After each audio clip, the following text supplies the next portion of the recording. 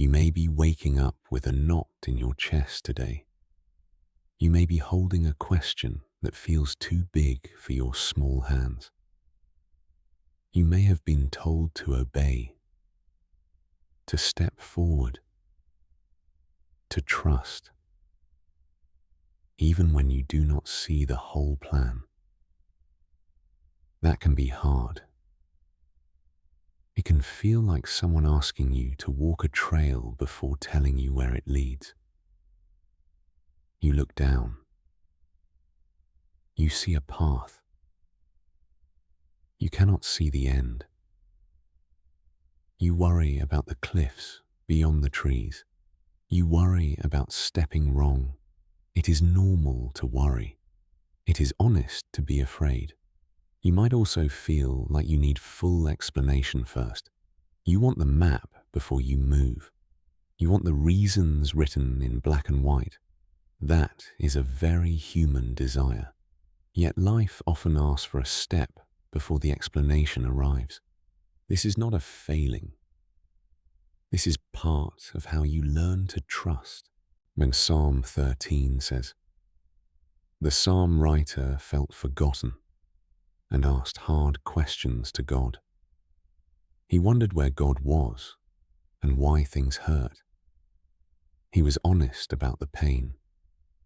He also kept speaking to God, even while he felt lost." That psalm shows a real human way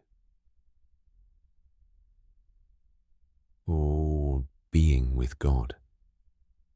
You are allowed to ask it the same questions.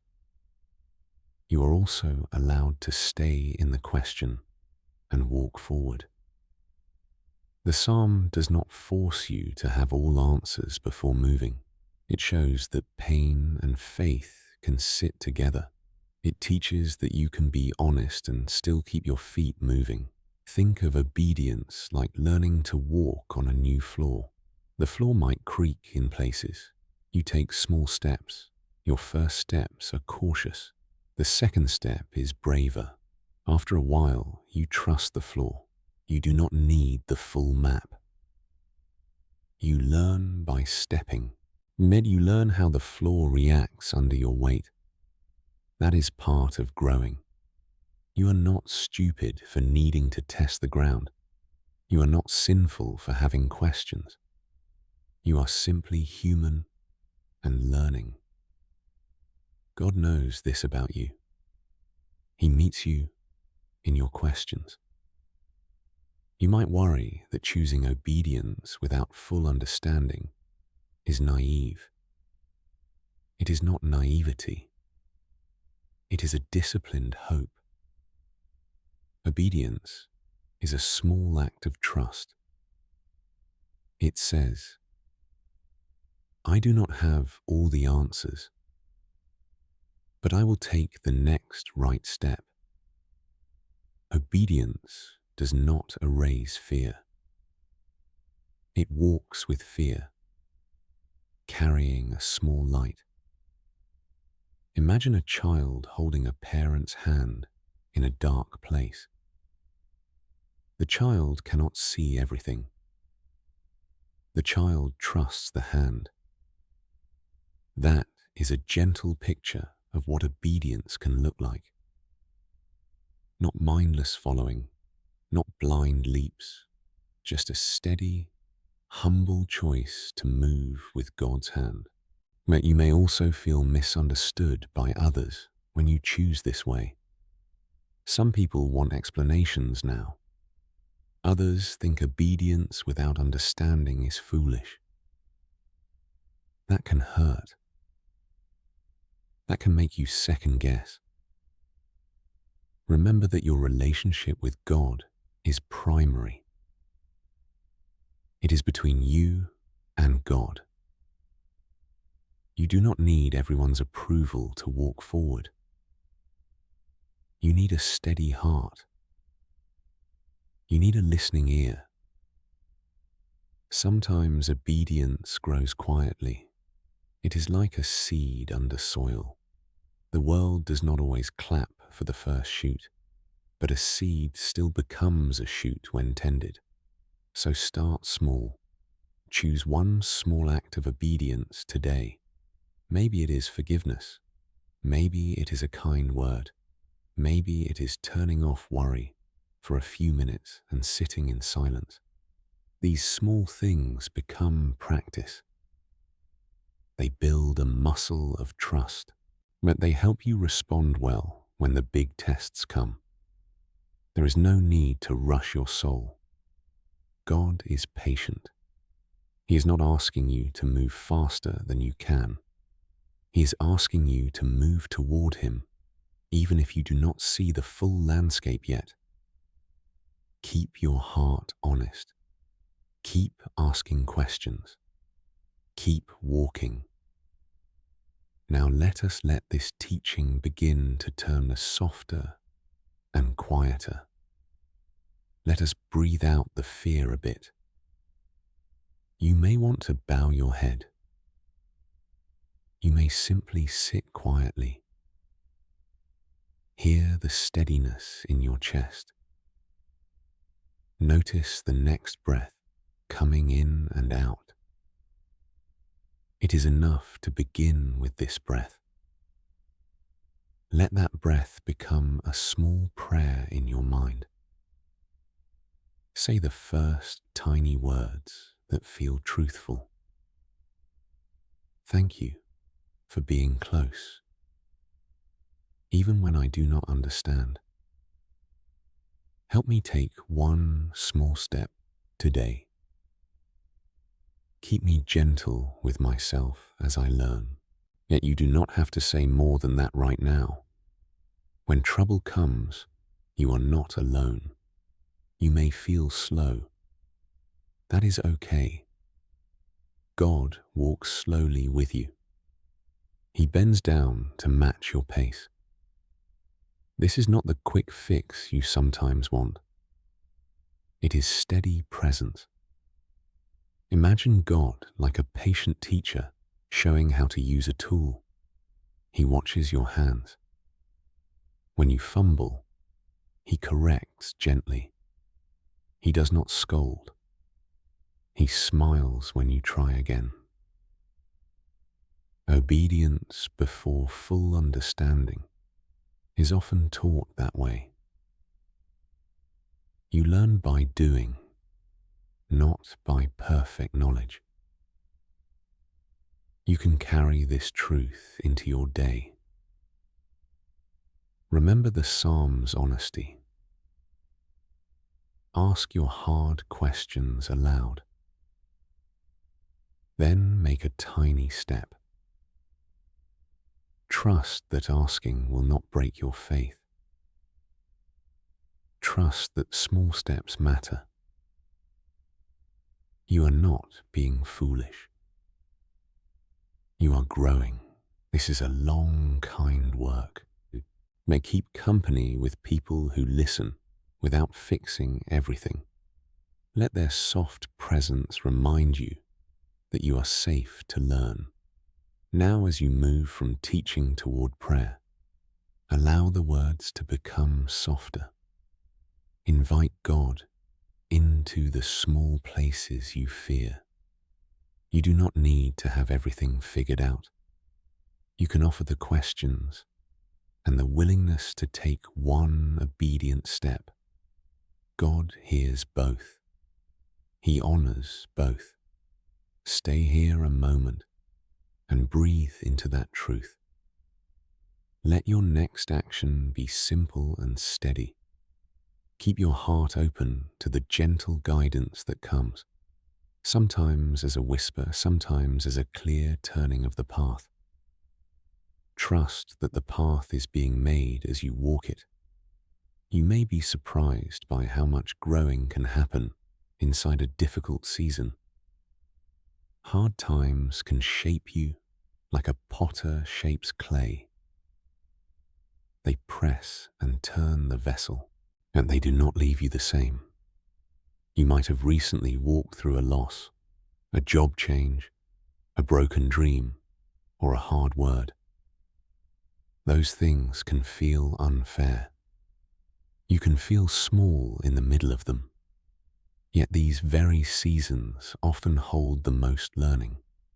You learn what matters most. You learn where your hope really lives. You learn how strong your faith can be when it is exercised. This is not to romanticize pain. Pain hurts. It is real. But pain can also be a teacher in tender ways. Psalm 119 says, "This long, patient poem speaks about loving God's instructions and trusting God's ways, even when things are confusing. It shows someone who keeps returning to the pattern of God's guidance." That psalm shows the value of steady obedience. It is not a one-time hero leap. It is day after day, turning toward what is true. When you walk through a tough season, you can choose small, repeated actions. These actions become the way you are shaped. Imagine a stone in a stream. Water keeps moving over it. Over time, the stone becomes smooth. It does not mean the stone enjoyed the water. It simply means the constant flow shaped it. Your consistent turning toward obedience can shape you, gently and surely. When you obey without full understanding, you are learning endurance. Endurance is not simply stubbornness. It is patient faith. It looks like choosing kindness when you are tired. It looks like saying yes to truth when confusion whispers no. It looks like praying again, even when prayers feel dry. These are small acts of perseverance. They matter more than you know. You are building a life that will not crack under pressure. You are forming habits of the heart. These habits will help you when a storm arrives. Growth through difficulty also depends on community. You are not meant to grow alone. Find a friend who will listen to the ugly parts of your heart. Find someone who will pray when you cannot. Share a meal. Share a short walk. Share a tear. These small things are part of how God shapes you. They are not a sign of weakness. They are tools of grace. Sometimes the most spiritual thing you can do is to admit you are not okay and let someone hold that honesty with you. If you feel stuck, start with one practice. Read a short verse. Write one sentence to God. Thank Him for one small thing in the day. These simple spiritual habits are like drops of water on a seed. They bring life. Keep them gentle. Keep them regular. Over months, they produce real change. You may not notice day by day, but in months and years, the difference will be clear. The person you become in the hard season will be wiser and more tender. As teaching now becomes prayer, speak quietly to God. Say, "Lord, help me keep showing up. Teach me to take small steps of obedience. When I do not understand, remind me of your steady love. Help me to be patient with the slow work you are doing. Give me friends who will walk with me in this growth. Keep my heart soft when the pressure comes. Help me to trust the shaping process and to keep walking, even when the path is unclear." Perseverance is a simple truth in the Bible that can change your daily life. It is not an abstract idea. It is a practical habit. It is choosing the next right thing again and again.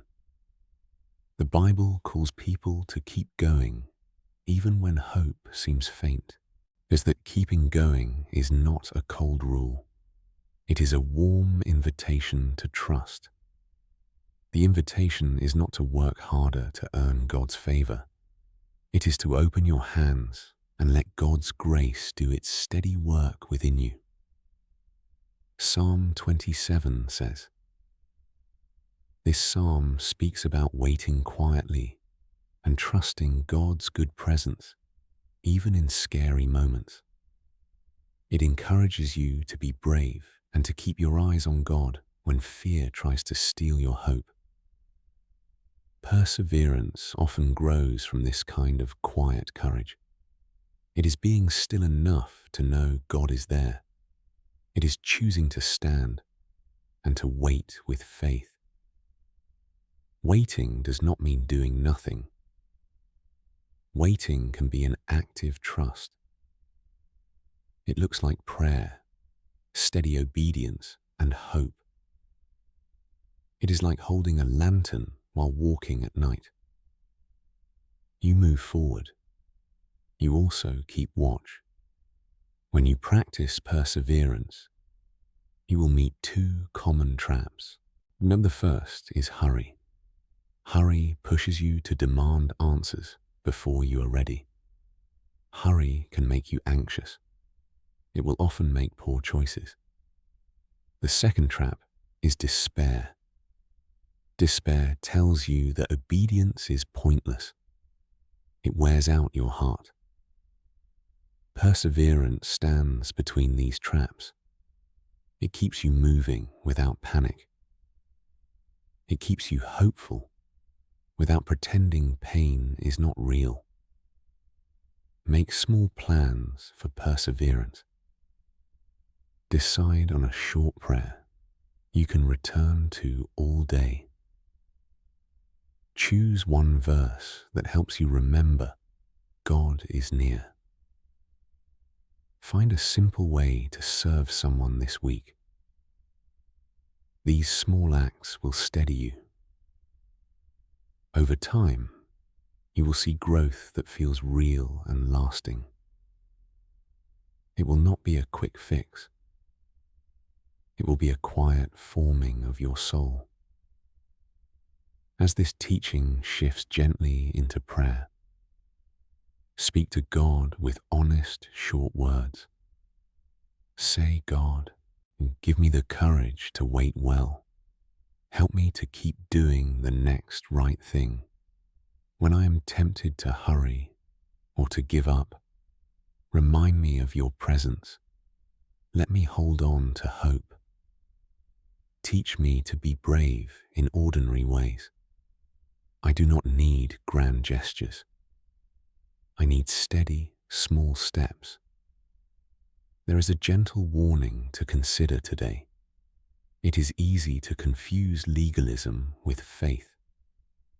Legalism says, do more, and you will earn favor. Legalism brings rules without heart. It can make obedience a heavy duty. On the other hand, laziness says, I do not have to try. Both extremes miss the posture of trust. Jesus invites you into a relationship. He calls you to follow him, not to follow a checklist. Your heart matters as much as your actions. There must be a turning toward him, not simply toward a set of rules. Psalm 23 says, this well-loved psalm paints God as a shepherd who guides and cares for his sheep. It talks about rest, leading, and gentle care. When you imagine God as your shepherd, it helps you move away from stern rule-keeping. It helps you focus on following a loving guide. The shepherd walks ahead. He also looks back to see where his sheep are. He knows when they need rest. This picture helps you see that obedience is not a cold obligation. It is following someone who loves you and knows where to lead you. So here is the gentle warning. If you find your obedience full of pride, or if it leaves your heart hard, step back. If your obedience is aimed at impressing others, not at meeting Jesus, reorient. You can ask yourself a simple question. Am I obeying to be seen, or am I obeying to be close to Jesus? It is a small check, but it helps a lot. When obedience comes out of relationship, it transforms you.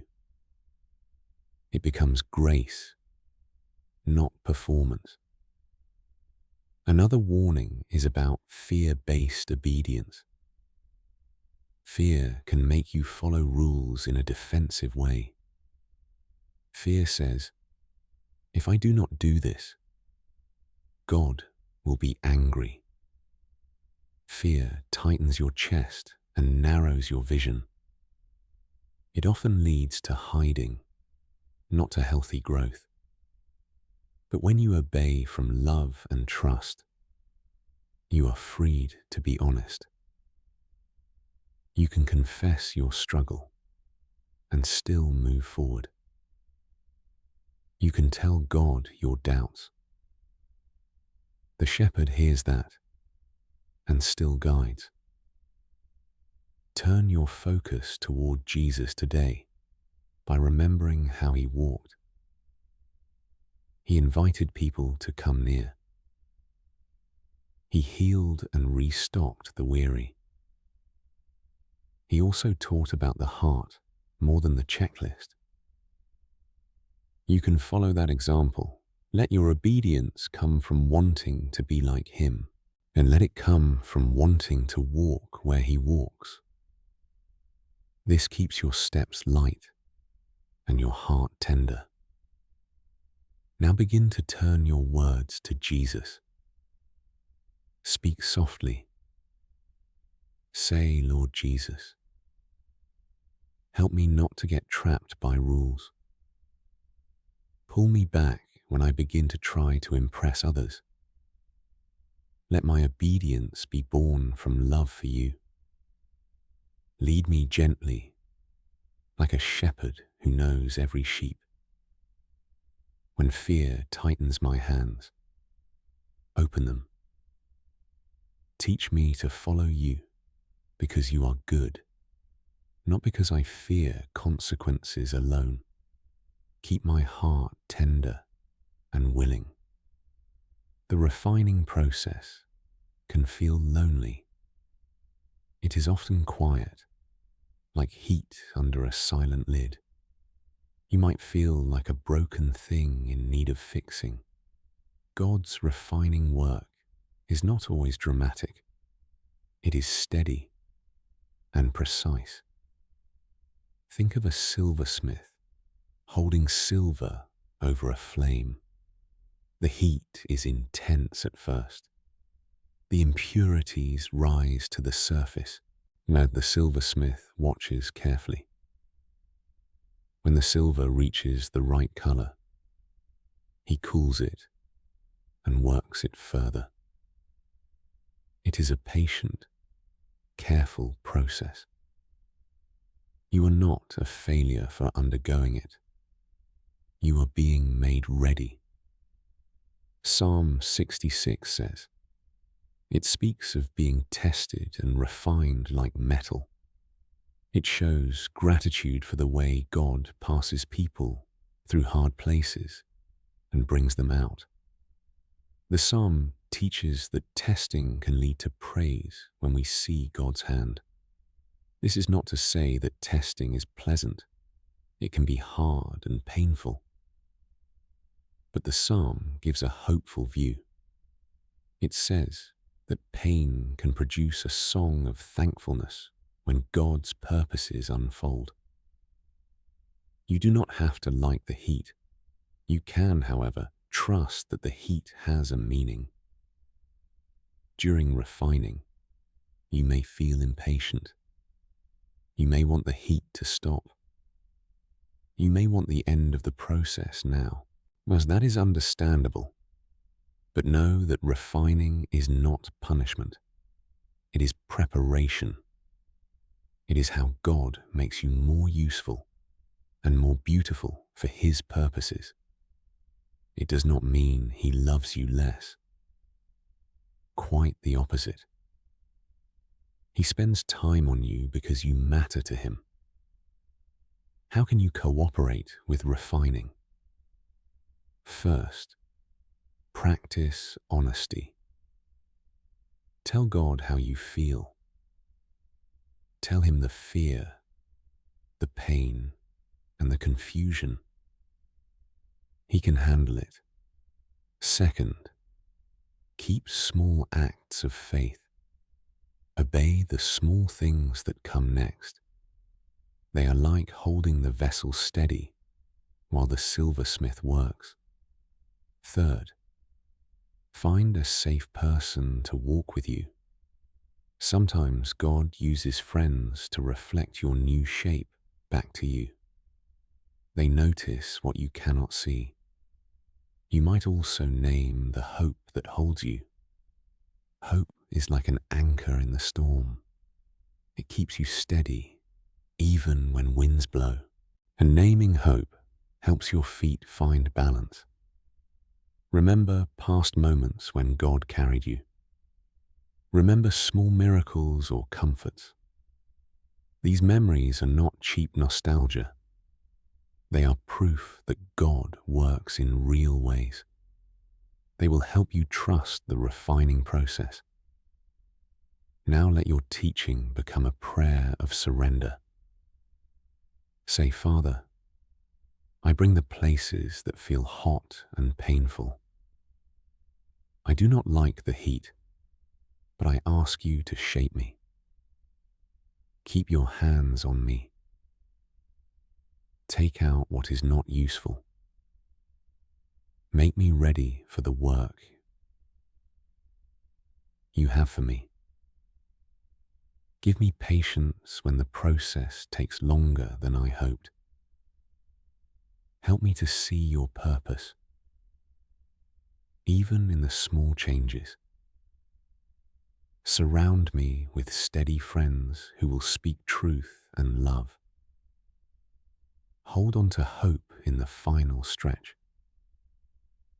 There is promise and reward for those who choose obedience before full understanding.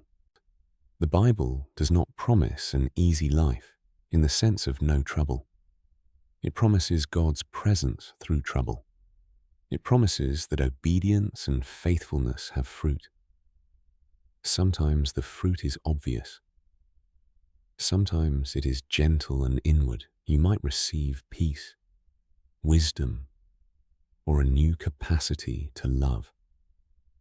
You might also see tangible doors open. Reward can be both spiritual and practical. Psalm 91 says, it speaks of God's shelter and protection. It paints a picture of being held in a place of safety under God's care. This does not promise that you will never face trouble. It promises God's nearness and His keeping power. When you choose obedience before understanding, you step into a shelter that is real and reliable. This shelter does not remove all storms. It changes how you weather them. You can stand under the shelter with courage because you are